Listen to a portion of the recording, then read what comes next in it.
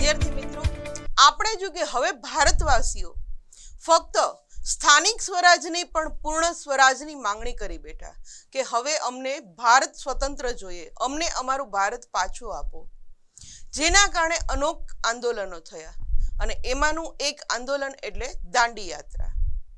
દાંડી યાત્રાની શરૂઆત થઈ છે 12મી માર્ચથી અને આ દાંડી યાત્રા જે પૂરી થાય છે 6 એપ્રિલ 1930ના દિવસે.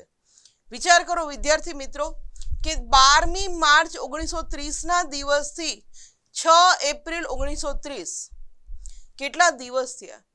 આટલા દિવસ સતત ગાંધીજી છે આ દાંડી યાત્રા સાબરમતી આશ્રમ એટલે કે અમદાવાદનું જે સાબરમતી આશ્રમ છે ત્યાંથી પોતે દાંડી સુધી ચાલીને જાય છે અને રસ્તામાં આવતા દરેક ગામમાં પોતે સ્વતંત્રતા માટે લડવા માટે લોકોને સમજાવે છે કે હવે તો આપણે બસ એક જ આપણો નારો હોવો જોઈએ કે સ્વતંત્રતા.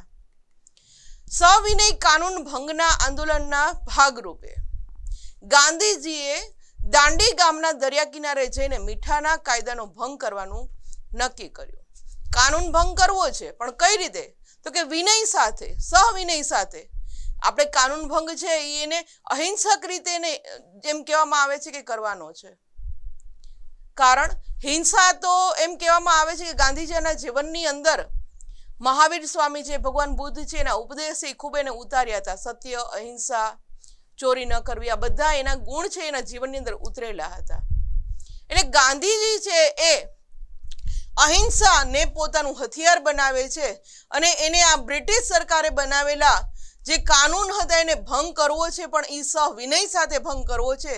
જેના કારણે ગાંધીજીએ નક્કી કર્યું કે દાંડી ગામ જઈને એના દરિયા કિનારે જઈને હું મીઠાના કાયદાનો હું ભંગ કરીશ. કારણ શું હતું? કારણ કે મીઠું છે એ બ્રિટિશ સરકાર શું કરે છે કે મીઠું છે એ દરેક વ્યક્તિના ખોરાકમાં જરૂરી છે. આપણે એક દિવસ પણ મીઠા વગરનું જો કોઈ ભોજન મળે તો આપણને એનો સ્વાદ નથી આવતો. અને આ બ્રિટિશ સરકાર છે એ આ મીઠા ઉપર જ કર વધારી દે છે, કારણ કે ખબર છે કે દરેક લોકોની જરૂરિયાત છે એટલે કર પોતે વધારી દે છે.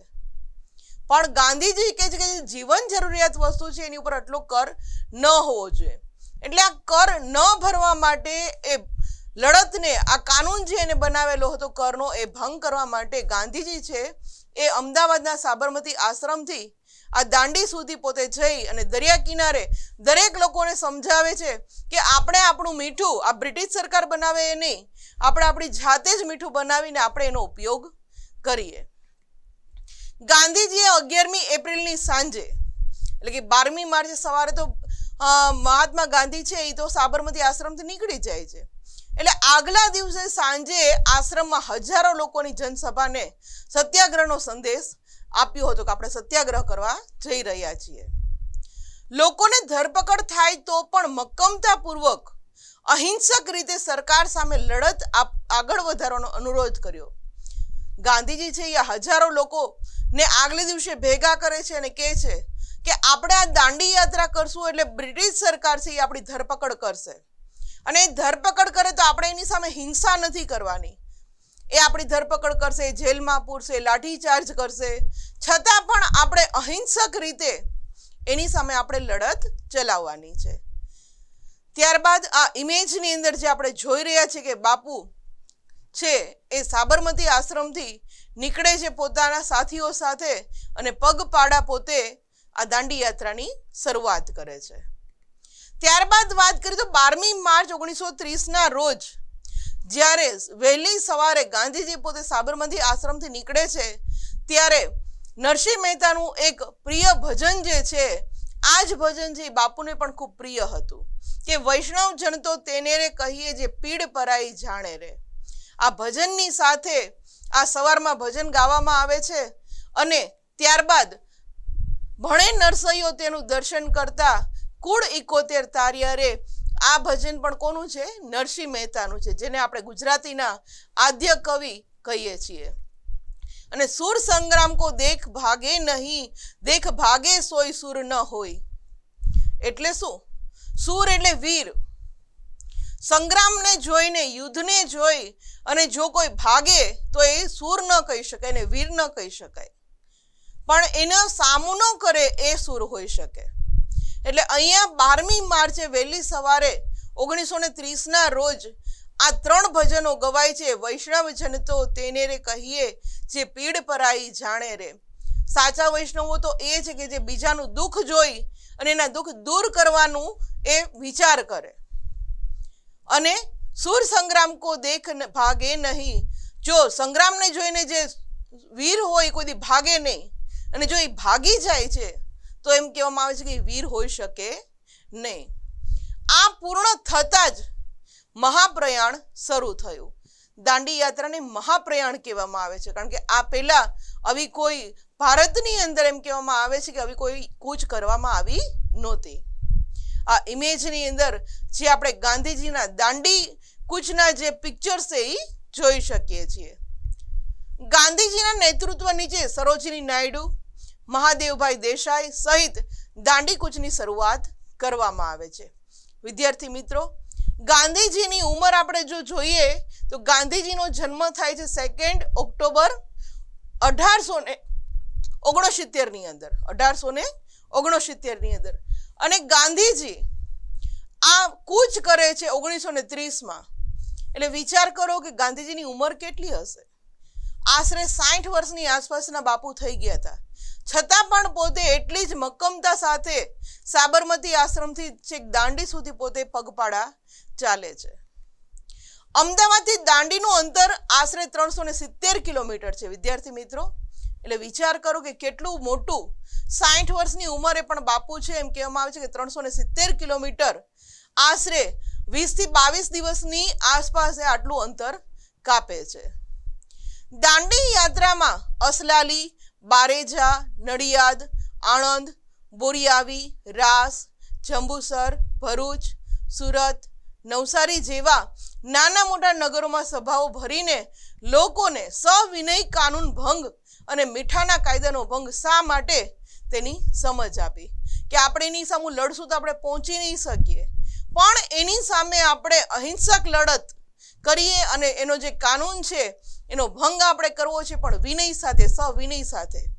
વિદ્યાર્થી મિત્રો, આપણા જ મેં મહાત્મા ગાંધી છે એના ઉપર ઘણી બધી પિક્ચરો બની છે. એમાંની જ હમણાંની એમ કહી શકાય કે 2 જે મૂવી છે, આમ તો બધા જ જોયો હશે, મુન્નાભાઈ MBBS ને ત્યારબાદ લગે રહો મુન્નાભાઈ. આ બધી જે મૂવી છે એ બાપુના વિચારોને આધીન રહીને બતાવી છે કે કોઈ વ્યક્તિ છે એને આપણે કઈ રીતે મનાવી શકીએ. હંમેશા એની સામે શું તલવાર કાઢીને જ આપણે એને મનાવી શકીએ આપણી વાત? ના, પણ એની સામે એને જે કંઈ અત્યાચાર કરે છે એનો વિરોધ કરવા માટે સવિનય કાનૂન ભંગ એમાં પણ દર્શાવવામાં આવ્યું છે. ઘણીવાર એમાં બતાવ્યું છે એક પિક્ચરમાં તો કે કોઈ વ્યક્તિ છે રોજ બીજાના ઘરની બહાર થૂકી જાય છે, એટલે એને પ્રોબ્લેમ થાય છે કે હવે કરવું શું, આ તો રોજ અમારો દરવાજો ખરાબ કરે છે. તો એ પિક્ચરમાં સરસ રીતે ગાંધીજીનો માર્ગ ચીંધેલો બતાવે છે કે ભાઈ ગાંધીજી કહે છે કે ભાઈ એ જેવો થૂકે ને ભેગું આપણે સાફ કરો. બીજે દી કરે છે, ત્રીજે દી કરે, ચોથે દિવસે એ વ્યક્તિને શરમ આવે છે કે ના, હું જે કરું છું એ બરાબર નથી. તો આ શું બતાવે છે? શું પહેલે જ દિવસે એ વ્યક્તિ થૂક્યો ને એ જે ઘરનો માલિક હતો એની સાથે ઝઘડો કરત તો ન ચાલત? ચાલત, પણ એ રસ્તો બરાબર નથી. પણ ગાંધીજી છે એ હંમેશા કહે છે કે તમે સવિનય સાથે આ કાનૂનનો ભંગ કરો, જેથી આ મીઠાના કાયદાનો ભંગ પણ એ બતાવે છે કે આ જ રીતે આપણે કરશું તો જ આનો કર છે એ ઓછો કરવામાં આવશે. ગાંધીજી જે આ અલગ અલગ એમ કહેવામાં આવે છે કે નાના મોટા શહેરોની અંદર જાય છે, ત્યાંથી પસાર થાય છે અને દરેક શહેરની અંદર લોકોને સમજાવતા જાય છે કે ભાઈ આપણે હંમેશા હવે અહિંસક રીતે લડશું તો જ આપણને જીત મળશે. ગાંધીજીએ ભાટ મુકામે, ભાટ નામનું ગામ છે કે જ્યાં 29 માર્ચે 1930ના રોજ શું કહ્યું હતું કે બાપુ એવું કહે છે કે હું કાગડા કૂતરાના મોતે મરીશ, પરંતુ સ્વરાજ્ય મળે નહીં ત્યાં સુધી આશ્રમમાં પાછો નહીં ફરું. આ ગાંધીજીના શબ્દો હતા કે હવે તો બહુ થઈ ગયું, હવે તો મારી એક પ્રતિજ્ઞા છે.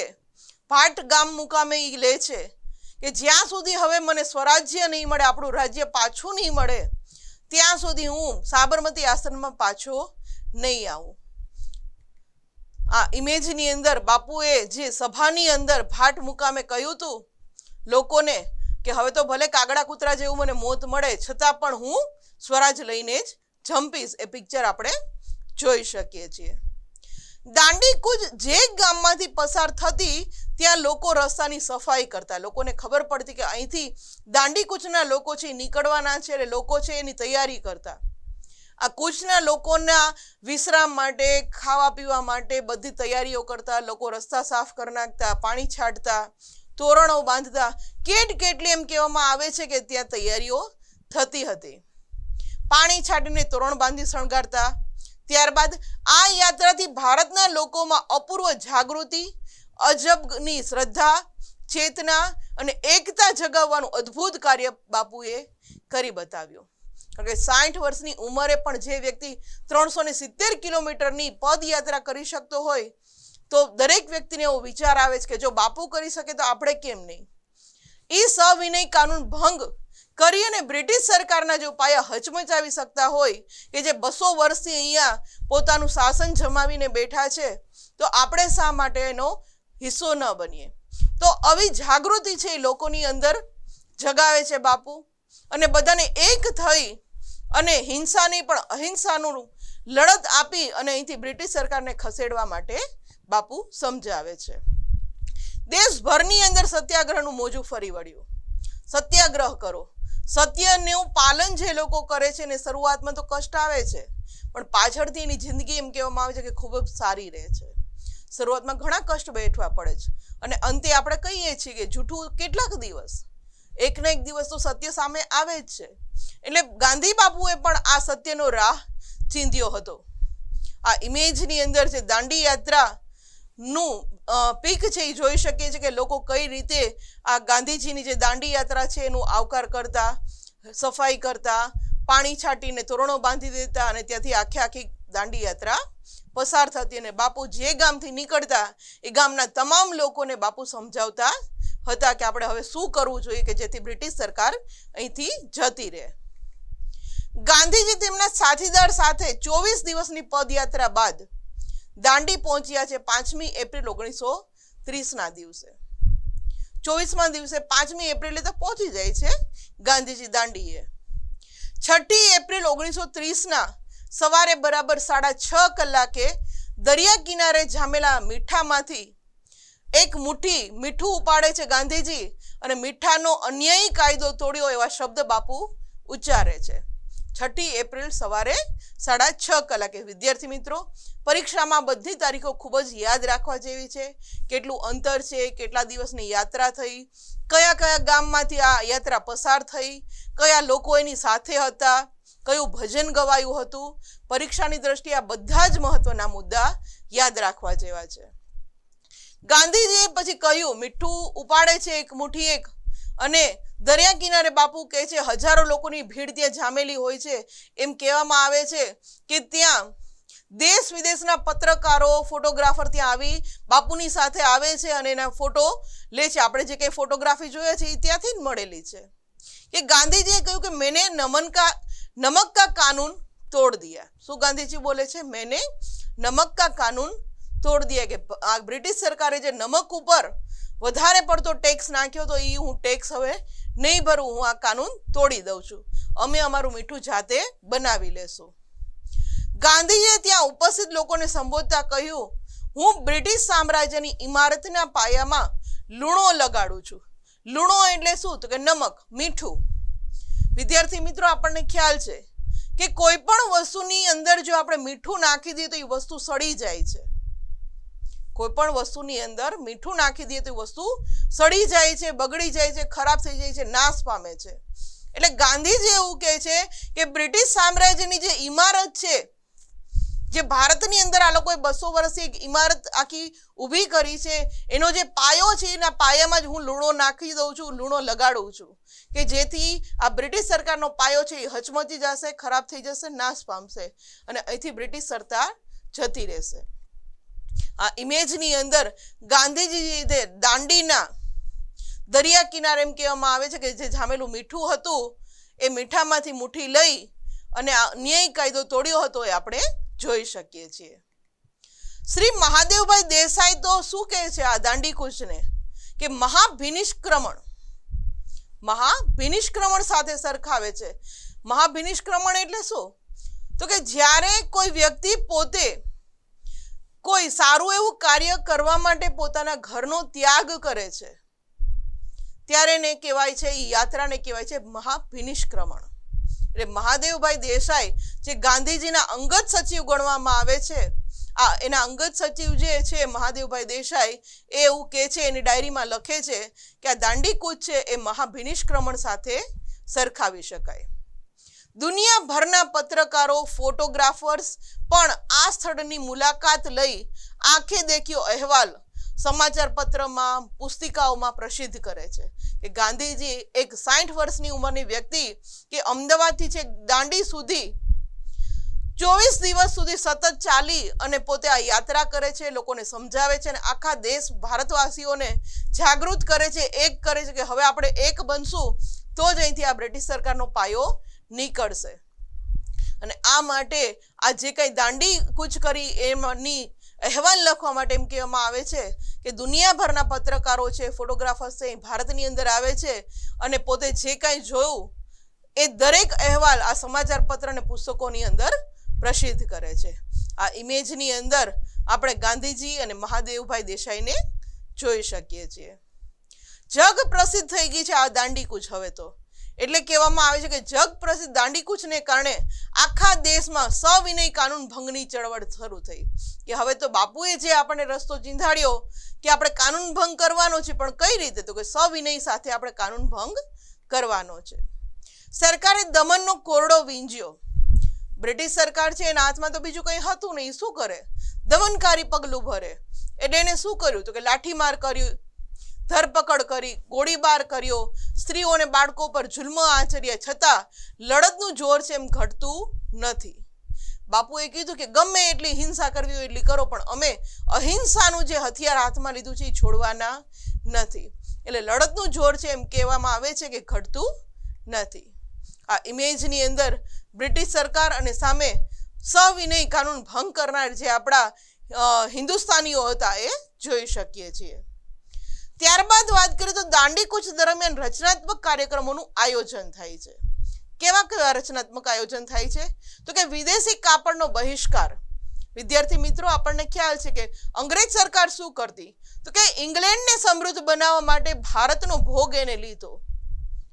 ભારતનું જે કાંઈ કપાસ હતું, અહીંથી કાચો માલ છે એ પોતે ઇંગ્લેન્ડ લઈ જાય, ઇંગ્લેન્ડના કારખાનાની અંદર એ કાપડ તૈયાર કરે અને એ જ કાપડ પાછું ભારતના બજારની અંદર વેચે અને પોતે સારો એવો નફો કમાય. એટલે બાપુએ કીધું કે આપણી જરૂરિયાતનું કપડું છે એ આપણે જાતે બનાવશું. એનું કાપડ જે વિદેશમાંથી તૈયાર થઈને આવે છે એ આપણે જોતું નથી. એટલે બાપુએ શું કીધું કે વિદેશી કાપડનો બહિષ્કાર કરી દો. એનું કાપડ આપણે ખરીદશું જ નહીં તો એનો વેપાર છે એ ઓટોમેટિક ભાંગી પડશે. એટલે સૌ પ્રથમ એમ કહેવામાં આવે છે કે રચનાત્મક જે કાર્યો થયા એમાં સૌ પ્રથમ થયું વિદેશી કાપડનો બહિષ્કાર. ત્યારબાદ દારૂબંધી. અંગ્રેજોને ખ્યાલ હતો કે આ લોકો જેટલો દારૂ પીશે એટલા પડ્યા રહેશે, કંઈ વિચારી જ નહીં શકે. એટલે દારૂબંધી બાપુ કહે છે કે તમે લોકો દારૂ બંધ કરો તો જ તમે કંઈક નવું વિચારી શકશો. ત્યારબાદ હિન્દુ મુસ્લિમ એકતા. કારણ કે અંગ્રેજો આવ્યા એ પહેલા મુઘલોનું શાસન હતું, એટલે મુસ્લિમો તો ઘણા બધી આપણા દેશમાં આવી ચૂક્યા હતા. એટલે હિન્દુ અને મુસ્લિમ બે એક થશે તો જ અહીંથી આપણે આ બ્રિટિશ સરકાર છે એને કાઢી શકશું એવું બાપુ કહે છે. એટલે બાપુ છે હિન્દુ અને મુસ્લિમને એક થવાનું પણ કહે છે. અસ્પૃશ્યતા નિવારણ એટલે શું? આપણે ઘણી જાતિઓને એવું વિચારતા હોય છે કે આને અડાય નહીં, અછૂત છે. અત્યારે તો એવું નથી રહ્યું, પણ વર્ષો પહેલા એવું હતું કે કોઈ જાતિના આપણે ઊંચ નીચના ભેદભાવો જે હતા એ દૂર કરવાનું કામ પણ બાપુ કહે છે કે બધા ભગવાનના દીધેલા સરખા જ છે, કોઈ ઊંચ નીચ નથી. જન્મની સાથે કોઈ ઊંચ નીચ નથી મળતી, કર્મ સાથે મળે છે. તમે ઉચ્ચ જ્ઞાતિમાં જન્મ્યા હો ને કર્મ સારા ન હોય તો તમે ઉચ્ચ જ્ઞાતિમાં જન્મ્યા છે એવું ન કહી શકીએ. કર્મેશુ ફલમ એટલે જ ગીતાજીમાં કીધું છે કે જેવું કર્મ કરો એવું ફળ મળે છે. એટલે બાપુ પણ અહીંયા એવું જ કહે છે કે અસ્પૃશ્યતા નિવારણ કરવાની જરૂર છે. આ ઇમેજની અંદર જે આપણે વાત કરી રહ્યા છીએ, અને ગાંધીજીએ તો ત્યાં સુધી એક રેડિયો લાવી દીધો, જિંદગીભર જીવ્યા ત્યાં સુધી ગાંધી બાપુએ પોતાનું કપડું છે એ જાતે બનાવ્યું હતું. આપણને ખ્યાલ જ છે ગાંધીજી ફક્ત બે કપડાં, એક અંગ ઉપર ઢાંકવાનું કપડું ને એક ધોતડી પહેરતા, તો આ બે કપડાની જરૂરિયાત જે એની હતી એ પણ એ પોતે ચરખો કાતી અને પોતાનું કાપડ જાતે તૈયાર કરતા હતા. એટલે વિદેશી કાપડનું ના પાડે કે હું જે મારી જરૂરિયાત જાતે પૂરી કરું છું એમ દરેક વ્યક્તિ જો પોતાનું કાપડ જાતે ચરખો કાતી અને તૈયાર કરશે તો વિદેશી જે સત્તા છે એ ઓટોમેટિક ભાંગી પડશે. આ ઇમેજની અંદર જે અલગ અલગ વિદેશી કાપડનો બહિષ્કાર છે, હિન્દુ મુસ્લિમ એકતા છે, ત્યારબાદ અસ્પૃશ્યતા નિવારણ છે, બધા પિક્ચર્સ જોઈ શકીએ છીએ. ત્યારબાદ વાત કરીએ તો દાંડી યાત્રા અને નમક સત્યાગ્રહથી આવેલી જાગૃતિથી અસહકારના આંદોલનો અને સત્યાગ્રહના કાર્યક્રમો દેશભરમાં શરૂ થાય છે.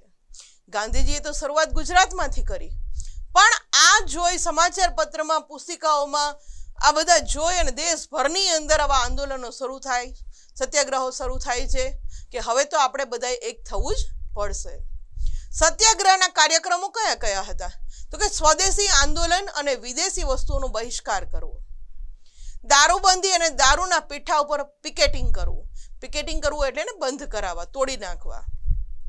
મહેસૂલી સહિતના કરવેરા ના ભરવાનું ના કર આંદોલન, એટલે એ લોકો જે પણ મહેસૂલ નાખે છે આપણી ઉપર ભરવાનું જ નહીં. ઓટોમેટિક સરકારની આવક ઘટી જશે, પછી લોકો ખર્ચ કેવી રીતે કરશે? કારણ કે સરકાર ખર્ચ કઈ રીતે પૂરો પાડે છે? પોતાને જે કંઈ ખર્ચ કરે છે એ આપણી કરની આવકમાંથી જ એ લોકો કરે છે. જે કંઈ સત્તા ભોગવે છે, સત્તા ભોગવવા માટે એ લોકોને જે કંઈ પૈસાની જરૂર પડે છે, આ પૈસા ક્યાંથી આવે છે? તો જનતા જે કર ભરે છે એમાંથી આવે છે. એટલે ગાંધીજી એવું કહે છે કે તમે ના કરનું આંદોલન ચલાવો. ત્યારબાદ અસ્પૃશ્યતા નિવારણ કાર્યક્રમો સંબંધિત સત્યાગ્રહ કરે છે. વિદ્યાર્થી મિત્રો, તમે જો ગાંધીજી વિશે વધુ વાંચ્યું હશે તો ખબર હશે કે ગાંધીજી જ્યારે સાબરમતી આશ્રમની અંદર રહે છે ત્યારે પોતે એક હરિજન કુટુંબને પોતાની સાથે આશ્રમની અંદર રાખે છે કે જેનું નામ હતું દાનીબેન, અને એમની એક દીકરી હતી, એને ગાંધીજી દત્તક પુત્રી લે છે. એટલે ગાંધીજી ખુદ આ હરિજન પરિવારને પોતાની સાથે રાખીને ઉદાહરણ આપે છે કે હું એક વાણિયા, કારણ કે ગાંધીજી જાતે કેવા હતા, એની જ્ઞાતિ હતી વાણિયા, કે હું એક વાણિયા જ્ઞાતિનો હોવા છતાં હરિજન કુટુંબ સાથે રહું છું, તો એમાં કોઈ ફેરફાર નથી થતો આપણી જ્ઞાતિમાં. એટલે આવા તો ઘણા બધી અસ્પૃશ્યતા નિવારણના કાર્યક્રમો બાપુ છે એ કરવાનું લોકોને કહે છે. સભાઓ અને સરઘસોના કાર્યક્રમો થયા કે સભા ભરો, લોકોને જાગૃત કરો, સરઘસ કાઢો. એટલે બ્રિટિશ સરકારને એમ ખબર પડે કે હવે ભારતીયો જાગી ચૂક્યા છે, એક થઈ ચૂક્યા છે. આ ઇમેજની અંદર જે આપણે વાત કરી કે બાપુ છે એ ઊંચ નીચના ભેદભાવમાં પોતે પણ નહોતા સમજતા ને લોકોને પણ સમજાવે છે કે ભાઈ ઊંચ નીચનો ભેદભાવ ન હોવો જોઈએ. આ ઇમેજની અંદર આપણે એ જોઈ શકીએ છીએ. ગાંધીજીની આ કૂચથી એમ કહેવામાં આવે છે કે લગભગ દેશની અંદર બધાને ખબર પડે છે કઈ રીતનો આ ગાંધીજી સત્યાગ્રહ કરી રહ્યા છે. આંદોલનને નબળા પાડવા માટે સરકાર પણ ઓછી નથી ઉતરતી.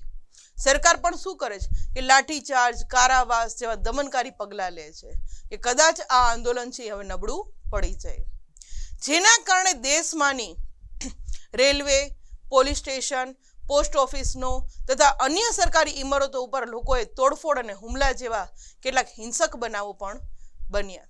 કારણ કે દરેક લોકો છે એ અહિંસામાં નથી માનતા. ઘણા ટોળા એવા પણ હતા જેને હિંસા જ કરવી છે. ગાંધીજી ઘણું સમજાવે છે, છતાં પણ આપણા ઘણા ક્રાંતિકારીઓ એવા હતા જે યુવાન ખૂન આપણે જેને કહીએ છીએ કે જેની અંદર દોડતું હોય, એને અહિંસાનું જેમ કહેવામાં આવે છે એ સમજાતો જ નથી. એ તો એવું જ કહે છે કે જેસે કો તેસા.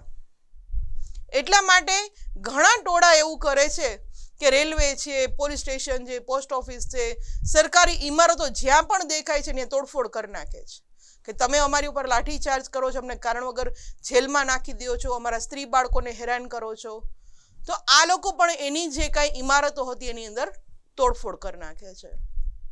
આ ઇમેજની અંદર આપણે જોઈ શકીએ છીએ કે કઈ રીતે બ્રિટિશ સરકાર અને આપણા હિન્દુસ્તાનવાસીઓ આમને સામને આવી અને આ આંદોલનો છે એ બંધ કરવા માટે બ્રિટિશ સરકાર કરે છે, પણ આપણા હિન્દુસ્તાનવાસીઓ છે એ આંદોલનને નબળું પડવા નથી દેતા, એ જોઈ શકીએ છીએ. અને ગાંધીજીની આ કૂચ છે કે જેને મહાદેવભાઈ દેસાઈએ મહાભિનિષ્ક્રમણ સાથે સરકાવી છે, એ આપણે જોઈ શકીએ છીએ કે ગાંધીજીની એક કૂચથી, એક પગલાંથી એમ કહેવામાં આવે છે કે આખે આખો દેશ છે એ જાગૃત બને છે અને એક બને છે કે હવે આપણે એક બનશું તો જ આપણે અહીંથી આ બ્રિટિશ સરકારને પાછી